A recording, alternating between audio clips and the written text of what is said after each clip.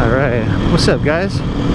GotDave here, and I just figured I'd tell you the trick that I use for taking off the front sprocket. Like if you want to re-gear your bike, you want to put on a bigger or smaller front sprocket, because I put a smaller one on my RC8 and a bigger one on the Duke 690. And the hardest part about it is just getting that big old nut off of the sprocket, like off the shaft, so you can pull that sprocket off of there. And usually it'll have like a tab or some sort of a deal that's like bent over, that's up against the flat part of the nut to prevent it from loosening. And so you'll have to like bend that flat, like unlock that tab or whatever it has. Each bike's a little bit different, so you just got to kind of be halfway mechanically inclined and just check it out and see what you think about it. Bend that flat so that you can actually loosen the nut. And then it's usually like giant, you know, like you're not gonna have that size in your toolbox. And a lot of times the space that you have almost always requires that you use a socket. You know, like you can't use like a crescent wrench and have enough room to get that thing in there and do it. It just, from what I've seen, it doesn't work.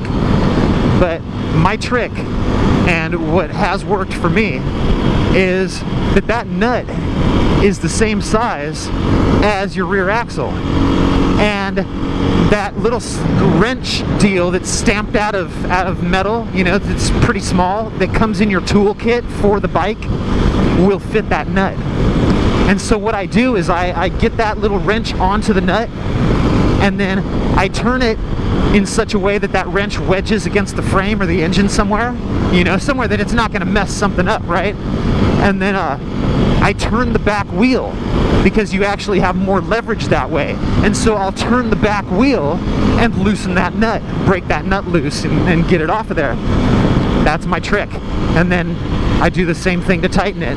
You know, I get that wrench, like I'll get the nut almost all the way on there to the point that it starts getting snug, and then I'll wedge that wrench in there going the opposite direction, and then I'll hold that back wheel and I'll turn the back wheel and tighten it up that way. And I actually use the leverage from the back wheel to tighten the nut.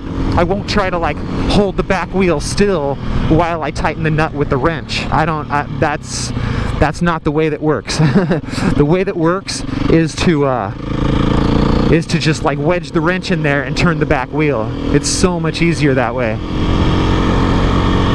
So I just figure, I mean, everybody's got their own way. I'm sure the easiest way is you just use an impact wrench and just be like, you know, just pull that thing right off of there. But everyone's got their own way, and I'm always working on stuff, you know, just like in my garage. I don't really have like a monster air compressor that could run an impact, and I don't have an electric impact, and so that's the way I do it.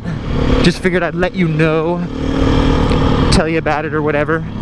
I don't know, leave me a comment, let me know what you think of my trick. If it's stupid or if it's really a good one or whatever, let me know. Leave me a comment. I will talk to you guys later. Peace out. Have a great day.